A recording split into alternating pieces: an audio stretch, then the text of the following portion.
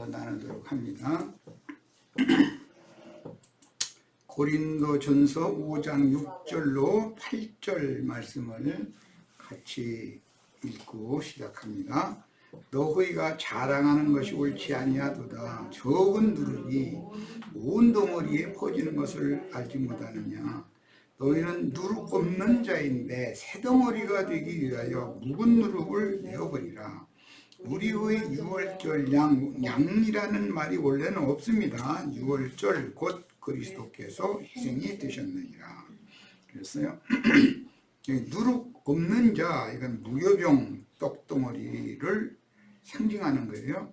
제자들은 무교병인 그리스도와 연합되었으므로 당연히 유대 종교의 어떤 가르침을 배척하고 유대 종교를 떠나서 그리스도의 생몸인 교회로 세워져야 하므로 전통적인 유대교의 다른 교훈이 섞인 랍비들의 가르침을 과감하게 배설물로 여기고 버려야 합니다. 그것을 붙잡고 있으면 벗어날 수가 없어요. 종교체제를. 그건 세상과 결탁되어 있기 때문에 사실은 말만 교회라고 그러지 그 안에 들어가면 세상이 그대로 들어와 있거든요.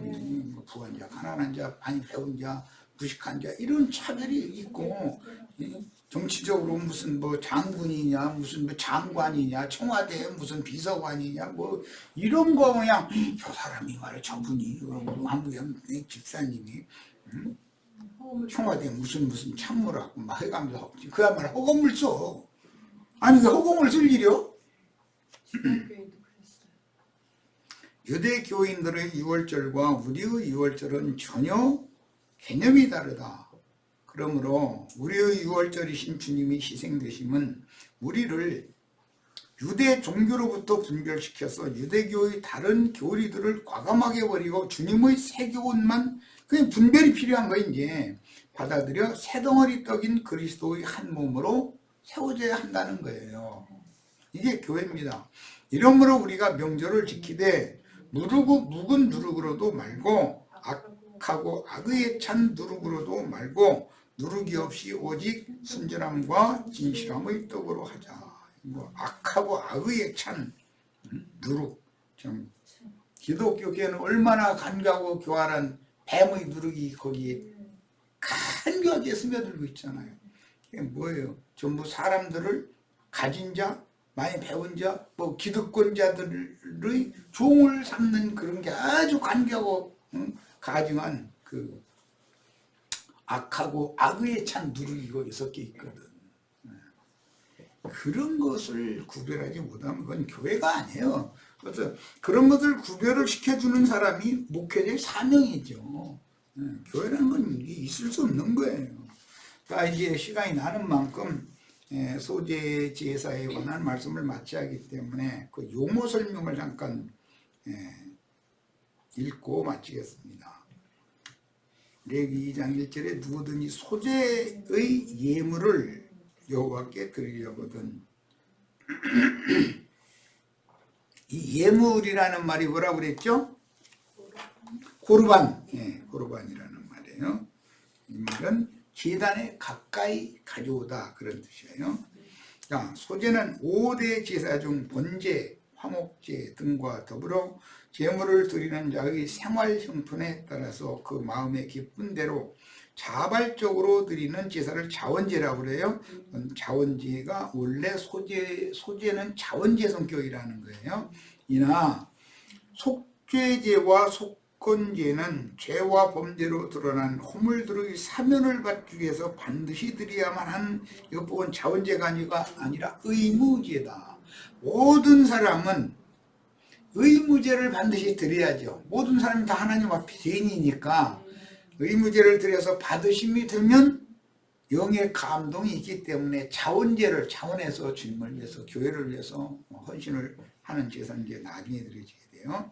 자, 소재, 이 미나라는 용어는 선물 혹은 곡물이라는 뜻의 히브리어 미나라는 용어는 기본적으로 어떤 사람이 자기보다 직체와 신분이 높은 사람의 호의를 얻기 위하여 드리는 예물을 가리켰으나 후에는 지체와 신분이 높은 분께 받은 호의나 은혜에 감사하는 마음을 표하기 위해 자발적으로 바치는 예물을 뜻하게 되었다. 이 소재의 양면성을 이미 앞에서 설명했어요. 한 면에서는 자원적의 성격이 있고 한 면에서는 의무적의 성격이 있다. 이거 두 가지 성격이. 히브리서 13장 2절 손님 대접하기를 잊지 말라. 이로써 부지 중에 천사들을 대접한 이들이 있었느니라. 그럼 뭐 창세기 18장 아브라함이 자기 장막에 세 사람이 찾아왔을 때 손님을 대접했는데 그게 천사와 여호와 하나님을 대접한 거였죠. 자, 마태복음 10장 40절로 42절 너희를 영접하는 자는 나를 영접하는 것이요 나를 영접하는 자는 나를 보내신 이를 영접하는 것이니라. 선지자의 이름으로 선지자를 영접하는 자는 선지자의 상을 받을 것이요 의인의 이름으로 의인을 영접하는 자는 의인의 상을 받을 것이요 또 누구든지 제자 이름으로 이 작은 자 중 하나에게 냉수 한 그릇이라도 주는 자는 내가 진실로 너희에게 이르노니 그 사람이 결단코 상을 잃지 아니하리라 하시니라. 그래서 우리 형제 자매님들 전도를 할 수 있도록 자기 가정을 열어서 모든 것들을 이렇게 좀 준비도 해주고 사람도 모아주고 하는 사람들은 거기에 대한 당연한 상을 받게 마련이에요.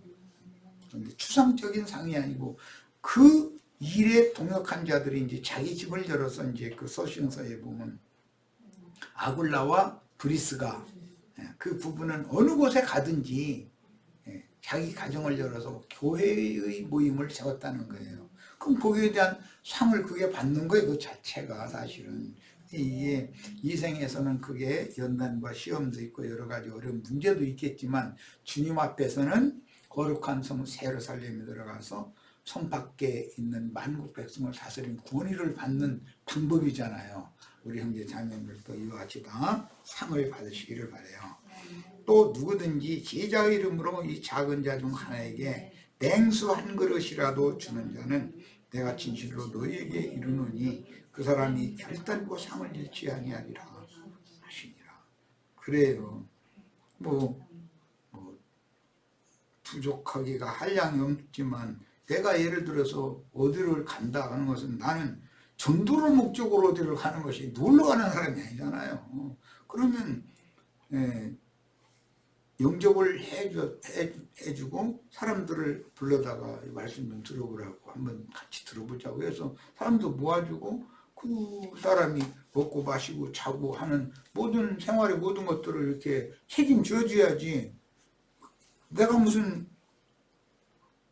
큰 재산이 있어서 뭐 하는 사람도 아닌데 이게 다만 사명을 행하려고 다니다 보면 영접해 주는 사람이 당연히 있어야 전도가 되는 거거든요. 이런 걸 잘 생각을 해 보시기를 바라요.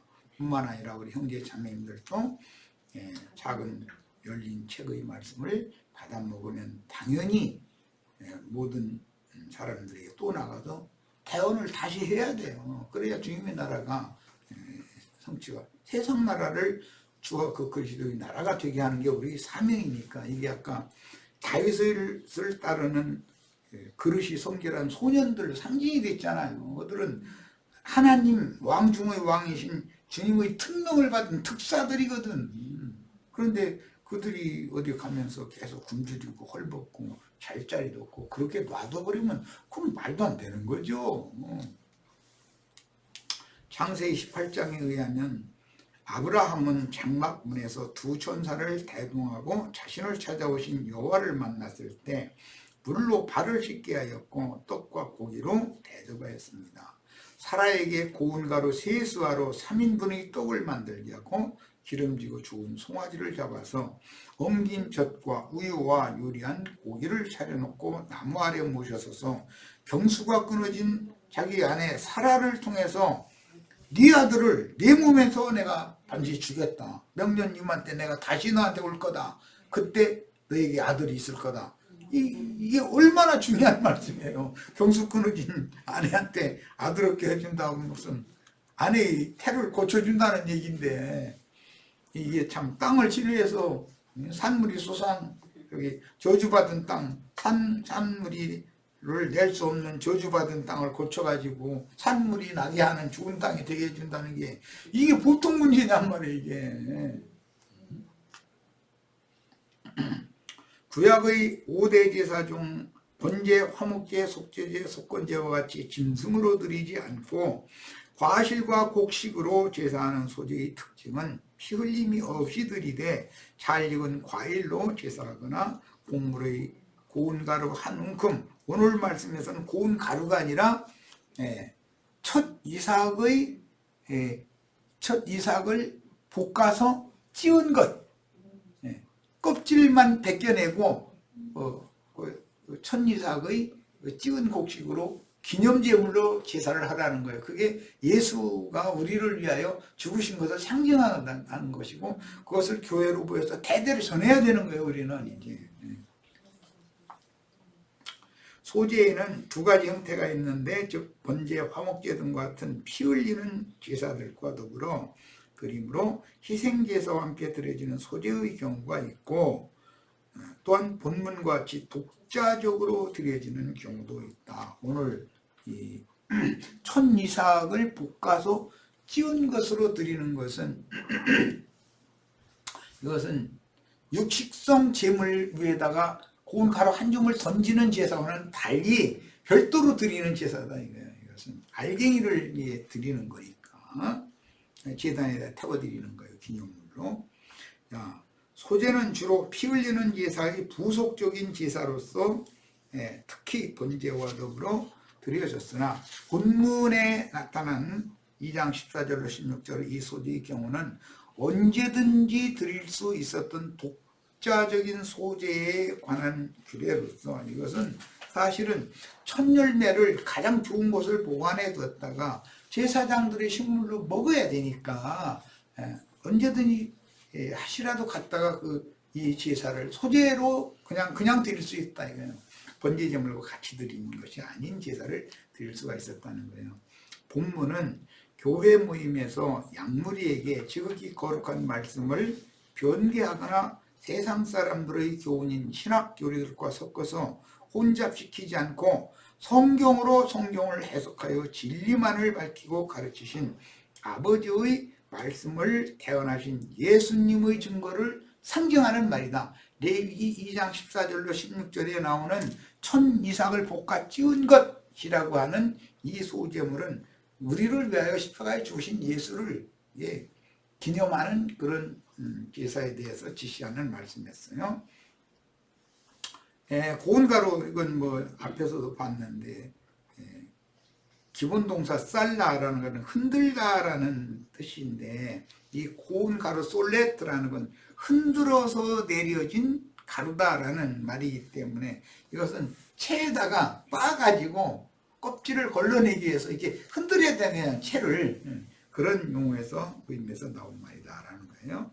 그 다음에 기름을 부어라라고 그랬어요. 소제물의 종류로는 가루를 기념으로 제단에 태우는 경우와 고운 가루로 요리한 전병의 경우가 있는데, 기념 소제로 제단에 태우는 소제물은 두 가지 형태예요. 하나는 고운 가루 한 움큼을 제단에 던져서 태우는 것. 오늘 말씀은 고운 가루를 드리라는 것이 아니라 첫 이삭을 볶아가지고 찌운 거, 그게 민댕이라고 그래요. 부벼가지고 먹을 수 있는 곡식을 드리는 제사를 말하는 거예요. 이제 이건 차이가 있어요. 그런데 이 제물을 드릴 땐 유향을로라고 그랬죠. 기름을 부으라고 했고, 이건 이제 이미 했으니까 그냥 넘어가겠습니다. 자, 2장 2절에 고운 기름 또 가루 한 줌 이런 말이 이제 쭉 나오는데, 고운 가루 한 줌으로 드리는 소제 2절에 나왔고, 화덕에 구운 떡이나 과자를 드리는 소제 4절에 나왔고, 번철에 부친, 이건 부침개라고 그러죠. 부침, 견을 드리는 소제가 있고, 솥에다가 삶은 것, 이건 물을 부어서 삶아야죠. 그것은 죽이 되겠죠. 당연히 죽 형식이 될 거예요. 그런 소제가 있고, 그 다음에 첫 이삭, 보리의 만물, 보리 수확은 만물이에요. 수확이나 과실도 첫 열매, 이것은 초실절 제사죠. 처음 익은 열매를 드리는 제사는 그 후로 50일이 되어지면 오순절 제사, 이제 본물 추수가 오는 거예요. 이런 추수법에 대해서도 이해를 하셔야 돼요. 그 다음에 타작마당에서 가루떡을 드리는 소재가 있고, 밀주수와 모든 과실주수를 기념하는 오늘 말씀에 나온 거예요. 촌열매를 볶아 찌운 것으로 소재를 삼아서 드리는 이런 축제가 있는데, 이것이 예수님이 말씀하신 6월절 절기잔치 때, 절기 때 모여가지고 주님의 이름으로 모여서 교회의 모임에 모여서 학명 있는 떡이 아니라 거룩한 떡을 진설하고 먹고 마시는 것을 상징적으로 하신 말씀이에요. 자, 이제 저 뒤로 넘어갑니다. 2장 3절입니다. 그 소재물의 남은 것이라는 건 소재물을 각 가정에서, 이스라엘 가정에서 소재물을 농사한 것, 과실 이런 것을 드리는데, 기념물만 드리는 건 아니죠. 전 국민이 낸 것 중에서 기념물은 제사장들이 제사를 하는데 사용을 하는 거죠. 그런 의미를 이해를 하셔야 되고, 그 다음에 그 남은 것은 제사장들이 제단에서 한 걸 먹고 살아야 되니까, 성전 밖으로 못 나가니까 먹는 거예요. 자, 히브리서 13장 7절로 11절을 봅니다. 하나님의 말씀을 너희에게 일러주고 너희를 인도하던 자들은, 이게 장로님들이죠. 목회자들이에요. 생각하며 그들의 행실의 결말을 주의하여 보고, 행실의 결말이라는 것은 신앙 인생을 마감을 하고 주님께 데려감을 받은 상태에 그런 것을 주의하여 보고 그들의 믿음을 본받으라. 장로들은 양무리에게 믿음의 본이 되어야, 믿음으로 사는 본이 되어야 된다는 말이죠. 예수 그리스도는 어제나 오늘이나 영원토록 동일하시니라. 구약시대의 그런 제사장들, 장로들이 하는 그런 일이나 신약시대의 주님의 지지자들이 하는 일, 항상 똑같은 것이죠, 사실은. 그리고 영혼세계에 가서도 이기는 자들인 해를 입은 여자가 낳은 사내아이들은 신부성 그 아내성 밖의 만국, 성 밖의 만국 백성들에게 생명나무 열매를 먹고 생명나무의 그 잎사귀를 따다가 그 백성들에게 치료를 해줄, 영원토록 영원히 그걸 해야 되는 거예요.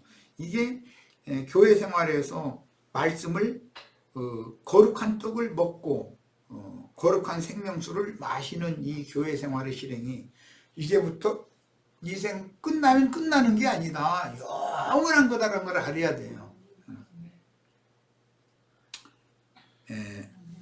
여러 가지 다른 교훈에 끌리지 말라 그러는 혼잡한 교훈이죠. 뱀의 누룩이 섞인 교훈이죠.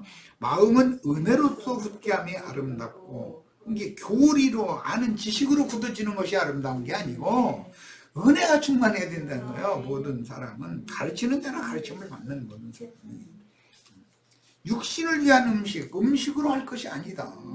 교훈이라는 것은 이게 무슨 안식일 교인들 모이기만 하면 뭘 먹고 마시고 뭐 솔잎가루, 솔잎 새순 나올 때 그거 따서 자르다가 말려서 가루로 만들어서 환으로 이렇게 버무려서 꿀에다가 섞어서 그것만 먹으면 한 끼 식사가 되고 해가면서 아니 난 못 참고 죽겠어 아주. 그러니까 모이기만 하면 먹고 마시는 얘기여도만. 그래야 장수하는 얘기. 나중에 그 안식일교 목사하고 어제 너더니 오늘 듣고 얘기하고 그저께 했는 얘기 오늘 듣고 오고 달마다 모이면 그 얘기만 하느냐고. 육신으로 그렇게 건강에 장수하는 거, 그것이 영생하는 건 아니지 않냐고. 어차피 목사님도 죽을 거 아니오. 솔잎 먹은 사람도 죽고 나같이 생선국 그거 맛있게 먹은 사람도 죽고 죽는 건 마찬가지요. 몇 년 더 살으면 그 무슨 차이가 있는데 그것이 인생의 목적이냐고. 영생하는 영혼의 얘기를 해야지. 이랬더니 이것이 영생하는 말씀이래. 막 이러니 못당해. 우리가 왜 이 깊은 산속에 이렇게 들어와서 이렇게 단체로 이렇게 사는지 아느냐고. 막 산에 막 이렇게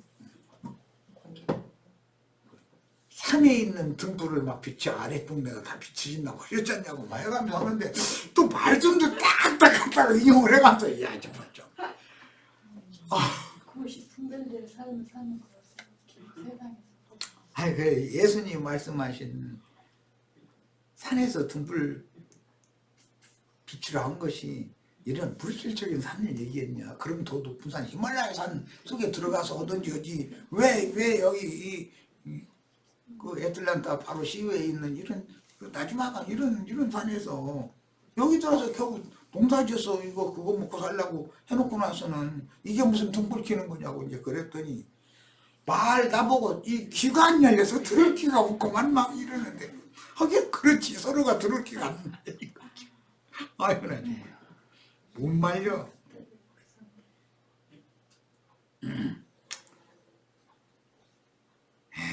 육의 음식으로 말미암아서 자랑하고 내세우고 그런 자들은 그 영혼의 유익이 없다 얘기했잖아. 그래서 음식으로 말미암아 행한 자는 유익을 얻지 못하였다. 그러니까 신앙의 영적인 영원한 생명에 대해서는 유익이 없다는 거예요. 우리에게 제단이 있는데 장막에서 섬기는 자들은 물질적인 그 회당이나 율법 성전 장막 사람의 손으로 지은 건물 장막에서 섬기는 자들은 그 제단에서라는 건 우리에게 있는 제단에서 먹을 고난이 없나니 이는 죄를 위한 짐승의 피는 대제사장이 성소에 가지고 들어갔기 때문에 성소에 따로 들어가서 먹을 수는 없잖아. 백성들은 성소에 못 들어가게 돼 있는데 율법 제사를 하는 사람들은. 그리고 그 육체는 영문 밖에서 불사르니까 육에 속한 음식은 우리를 위해 남겨놓은 것이 아무것도 없다는 거예요. 그러니까 이제 이 육에 속한 얘기를 할 때 세상 축복받아서 뭐 육신이 잘 먹고 잘 살고 뭐 그런 얘기가 아니다. 성경 이야기라는 건 우리가 육신의 몸을 입고 있으니까 무엇이 필요한지 그걸 하나님 알아서 딱딱딱 채워주실 거예요. 그렇게 힘들고 어렵게 사는 것 같아도 한 끼라도 지나온 날 생각해 굶은 분이 있으면 오늘날 굶거든 나한테 얘기해. 한 달에 20kg 식사를 한 푸대씩은 꼭 보내줄게. 헐 붓는 사람이 있어요. 예. 걱정하시지 말고 교회에다 부탁하세요. 그거는 깨끗이 빨아가지고서 같이 입으면 되니까. 그런 얘기가 아니다 이거요. 이거는 전부. 히브리서 기자와 함께 모임을 세우는 이들에게 있는 제단에서 나는 것을 먹을 수 있는 신앙인들도 있지만 그 식물은 함께 먹지 못하는 신자들도 있다라는 이 말씀을 깨달아서 우리의 제단에서는 누룩 없는 새덩어리로 우리가 모두 연락하고 상합해서 한 떡으로 한 몸으로 세워지기 위해서 순전하고 진실함의 떡으로 제사를 하는 모임을 세워야 된다. 우리는 이게 우리의 사명이에요. 이 땅에 사는 동안은. 그런데 장막에서 섬기는 자들은 사람의 손으로 지은 그런 물질적인 건물 신전에서 섬기는 자들은 사람의 손으로 지은 신전에 대회로 모여가지고 뱀의 거짓말 사람의 교훈 세상 축복받으라는 결론은 그거니까 하여튼 설교 때마다 그런 떡을 겸하여 먹으면 귀신의 잔과 주의 잔을 함께 마실 수 없고 주님의 떡과 귀신에게 제사한 떡을 함께 먹으면 안 된다 이게 절대로 분별해서 먹어야지. 제사장들만 먹는 거룩한 떡을 다윗을 따르는 그릇이 성결한 소년들은 거룩한 떡을 먹는 것이지 항용떡을 먹는 것이 목적이 아니었잖아요. 예. 그 다음에 이제 지극히 거룩한 것이 코데시 카다심이라고 하는 것은 거룩하다는 말을 이제 2번 반복한 말인데 이것은 뭐든지 반복되면은 그건 강조점을 두고 하는 말인 거예요. 그 다음에 이제 화덕, 탄누르라고 하는 건 진흙으로 만든 가마솥을 말하는 거예요. 나는 이제 중동에 가서 중동 사람들 빵 굽는 것을 보지를 않았는데 화덕을 이렇게 큰 통으로 이렇게 만드는가 봐요. 진흙을 이겨가지고. 그리고 중간중간에 그 반죽을 동그랗게 한 것을 갖다 착 붙이면 딱 붙도록 거기에 이게 딱 끼워지는 그 뭐 뾰족한 뭘 이렇게 중간중간에 불에 녹지 않는 그게 못이나 뭘 받겠지 이렇게 해가지고 딱 해놓는가 봐요. 그럼 이제 반죽을 해서 거기서 딱딱 붙이는 거예요. 이렇게 그 아래서 물을 때 그래서 그 뭐 구운 떡이라고 그래요. 이게 화덕에 구운 떡이다 이렇게 말해요. 근데 난 뭐 그런 떡 만드는 걸 안 봐서 잘 모르겠어요. 그 다음에 이제 무교병 뭐 잘 아시는 것처럼 할로트라고 하는 건 누룩을 넣지 않은 그런 떡이라는 뜻이에요. 그 다음에 무교 전병 얘기가 있어요. 역시 전 부치는 반죽을 할 때도 그 효소를 넣지 않는 걸 말하는 것이죠. 자, 이제 쭉 나갑니다. 레위기 7장 12절에 만일 그것을 감상으로 드리려면 기름 섞은 무교병과 기름 바른 무교 전병과 고운 가루에 기름 섞어 군 과자를 그 감사제물과 함께 드려라 이랬어요. 그러니까 소재 제물을 드릴 때 보면 꼭 떡만 드리는 건 아니다라는 걸 알 수 있죠. 기름 섞인 무교병, 기름 바른 무교 전병 부침개, 그 다음에 고운 가루에 기름 섞어 군 과자. 죽을 쪄다가 드리면 이제 변질되니까 고운 여기 오늘 우리가 나누는 말씀 볶은 곡식을 찧어서라고 하는데 비벼서 볶은 곡식을 드려주면 그걸 가지고 제사장들이 자기 음식으로 이제 솥에 삶아 먹는 거죠. 그걸 죽이죠 사실은. 그러니까 그것은 알갱이를 바치는 거예요. 알갱이를. 근데 볶아서 갖다 바쳐야 돼. 그게 차이가 있어요. 자, 민수기 6장 15절 무교병 한광주리 고운 가루에 기름 섞은 과자들과 기름 받은 무교 전병들과 그 소제물과 전제물을 드릴 것이요. 그러니까 소제물이라는 것은 여러 가지 형태로 드렸다라는 걸 우리가 알 수 있다는 거예요. 예레미야 7장 18절도 봅니다. 자식들은 나무를 줍고 아버지들은 불을 피우고 부녀들은 가루를 반죽하여 하늘의 여왕을 위하여 과자를 만들어서 그들이 또 다른 신들에게 전제를 부음으로 나의 노를 일으키느니라. 예레미야 44장 19절에 여인들은 이르되 우리가 하늘의 여왕에게 분향하고 그 앞에 전제를 드릴 때 어찌 우리 남편의 허락 없이 그 형상과 같은 과자를 만들어 남편의 형상으로 이렇게 과자를 만들었는가 보죠. 놓고 전제를 드렸느냐. 하늘의 그 신, 여기 이제 남편의 형상이라는 것은 바알신의 형상을 말하는 거예요. 그 과자를 어떻게 바알신이 어떻게 생긴지 알아도 과자를 바알신의 형상으로 만들었다 바쳤는지 모르겠어. 민수기 11장 8절에 백성이 두루 다니며 그건 이제 저기 하늘에서 매일 내려주는 만나를 말하는 거예요. 그걸 거두어 맷돌에 갈기도 하며 절구에 찢기도 하고 가마에 삶기도 하여 과자를 만들었으니 그 맛이 기름 섞은 과자 맛 같더라 그랬어요. 자, 내가 왜 이렇게 소재 제물을 드리는데 여러 가지의 형태로 드리는가를 지금 말씀을 이게 쭉 나누는 것은, 야, 우리가 출애굽을 해서 광야를 거쳐 가나안 땅에 들어가면 거기에서 광야의 만나가 딱 그치고 새 소재를 먹게 되죠. 가나안 땅에 들어간 군사들은. 그런데 그게 소재물이 뭐였죠? 볶은 곡식이었어요. 볶은 곡식. 자, 그 말을 하려고 그래요. 볶은 곡식을 먹는 자들은 전사들이에요. 네. 이게 다윗을 따르는 그릇이 성결한 소년들이었었어요. 예수를 따르는 제자들이에요. 이게 여호수아를 따르는 전사들이에요. 야, 이것을 꼭 이해를 해야 돼요. 그들은 찌은 곡식과 기름을 모든 유향과 함께 기념물로 불사르라 그랬는데, 이게 찌은 곡식이라고 한 것은 앞에 보면 볶아서 찌은 것이다 이거예요.